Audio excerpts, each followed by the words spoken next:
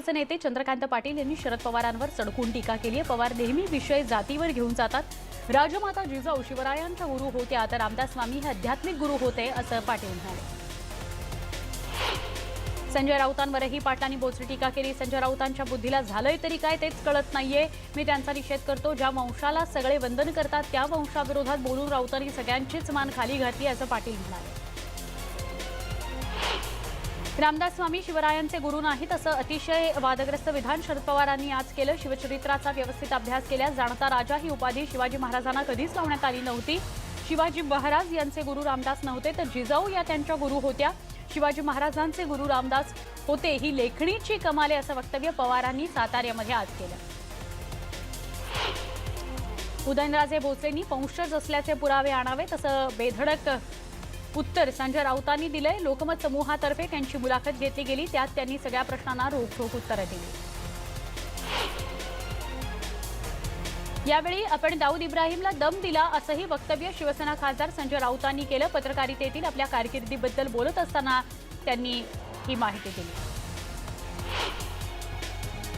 Sharad Pawar remote कंट्रोलद्वारे सरकार चालवत नाहीत असंही राऊत म्हणाले। शरद पवारांनी पहिल्या दिवसापासून आपण नवीन काहीतरी घडवू शकतो त्यामुळे आम्ही हे सरकार 5 वर्ष चालवणार असा विश्वास संजय राऊतांनी व्यक्त केला। संजय राऊतांनी उदयनराजेंवर केलेल्या टीकेला आता भाजपचे आमदार शिवेंद्रराजे यांनी उत्तर दिलंय। हा वाद संजय राऊतांनी तयार केलाय तो त्यांनीच संपवावा। अख्ख्या महाराष्ट्राला माहिती आहे आम्ही कोणत्या घराण्यात जन्माला आलोय। संजय राऊतांनी भाषाशैली नीट वापरावी असं वक्तव्यही त्यांनी केलं। हिंदू मिलच्या जागेवर उभारण्यात येणाऱ्या डॉक्टर बाबासाहेब आंबेडकर यांच्या स्मारकासंदर्भात आज मंत्रिमंडळाच्या बैठकीत महत्त्वाचा निर्णय घेण्यात आला। डॉक्टर बाबासाहेब आंबेडकरांच्या पुतळ्याची उंची आता 100 फुटांनी वाढवण्यात येणार आहे। आधी पुतळ्याची उंची 250 फूट होती ती आता 350 फूट करण्यात येणार आहे। तर अजित पवारांनी पत्रकार परिषदेत आर्थिक परिस्थितीवरही भाष्य केलं। कर्जमाफीचा काही बोजा अर्थसंकल्पावर पडेल मात्र बजेट अडचणीचं जरी असलं तरी राज्यात पुन्हा चांगले दिवस आणणार असल्याचा विश्वास अजित पवारांनी व्यक्त केला। मोदींशी तुलना केल्याने महाराजांचा सन्मान वाढेल असं हळवणकरांनी वक्तव्य केलं होतं। त्यानंतर हळवणकरांवर जोरदार टीका करण्यात आली। अखेर हळवणकरांनी यावर स्पष्टीकरण दिलं आहे। शिवाजी महाराज यांचा सन्मान हे अनावधानाने बोललो असं हळवणकर म्हणाले। मात्र नरेंद्र मोदींना आज का शिवाजी म्हणणं योग्यच असल्याचंही त्यांनी म्हटलंय। धुळ्याचे माजी आमदार अनिल गोटे यांच्या पत्नी आणि लोकसंग्राम पक्षाच्या नगरसेविका हेमा गोटे यांनी आपल्या नगरसेवक पदाचा राजीनामा दिलाय। निवडून आल्यानंतर हेमा गोटे महापालिकेत एकाही सभेला उपस्थित राहिल्या नव्हत्या त्यामुळे भाजपचे नगरसेवक हिरामण गवळी यांनी त्यांना अपात्र ठरवण्याची मागणी केली होती। 1 एप्रिल 2015 पासून चंद्रपूर जिल्ह्यात दारूबंदी लागू करण्यात आली त्यामुळे राज्य सरकारचा कोट्यवधींचा महसूल बुडाला।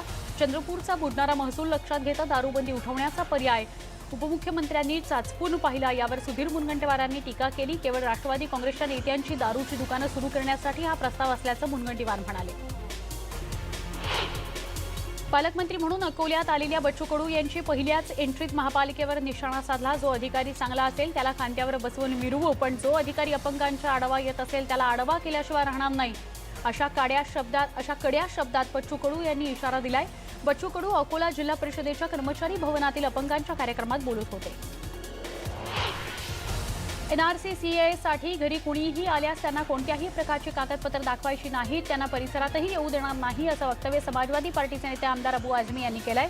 अमरावतीत गेल्या 3 दिवसांपासून एनआरसी सीएच्या विरोधात सत्याग्रह आंदोलन सुरू असून या आंदोलनाला अबू आझमी यांनी भेट दिली।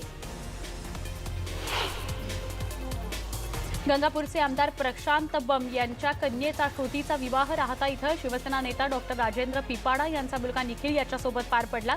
सकाळी मुलगी बघायला गेलेले पिपाडा संध्याकाळी सोनूबाईंना लग्न करून घेऊनच घरी आले। यावेळी सगळ्यांना धमाल नाचताना राहतावासियांनी पाहिलं। अतिशय साध्या पद्धतीनं हा विवाह सोहळा पार पडला। सिंचन घोटाळ्याची अंतिम सुनावणी 13 फेब्रुवारीला होणार आहे। सीबीआय ईडीकडून चौकशीला अजित पवारांचा विरोध आहे। अजित पवारांकडून कोर्टासमोर शपथपत्र सादर करण्यात आलंय। बेकायदा कृत्यात सहभागी झालो नसल्याचं शपथपत्रात नमूद करण्यात आलंय। इथे एक छोटासा ब्रेक घेणार आहोत। अजून काही बातम्यांसाठी काही क्षणात भेटूया। पहा फक्त न्यूज 18 लोकमत।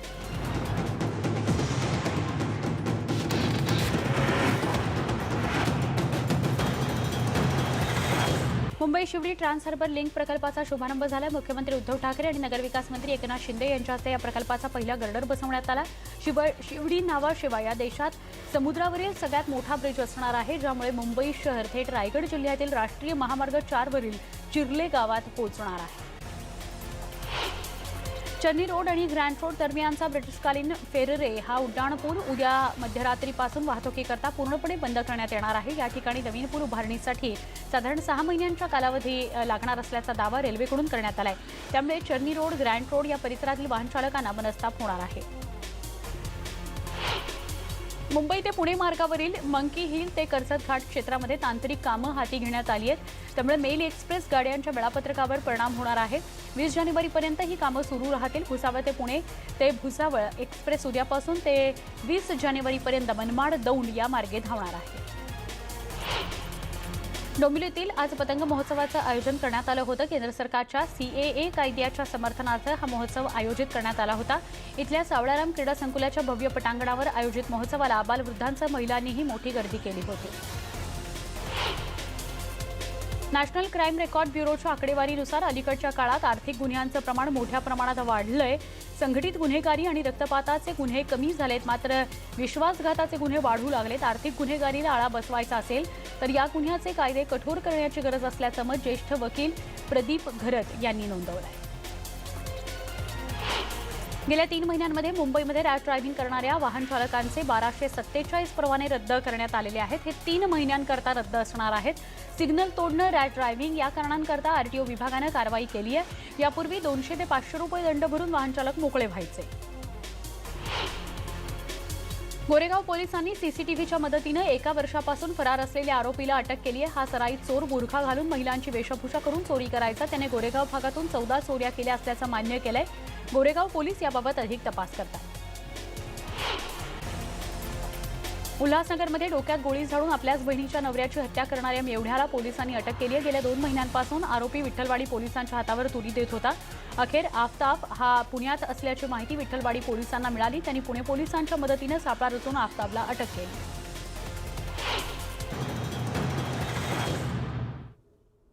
बुलेटिनमध्ये स्वागत। वळूया पुढच्या बातम्यांकडे।